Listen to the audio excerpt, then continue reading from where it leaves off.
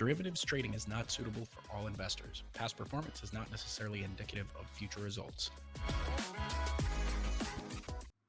Hey traders, in this video we will cover activating bracket orders in your DOM. To do this, simply click on the power button at the bottom of your DOM, then select from the drop-down menu which bracket order you'd like to use. Now as you move your cursor around on the DOM, the bracket order will appear. If we buy market here, our bracket order shows up with our stop and our target.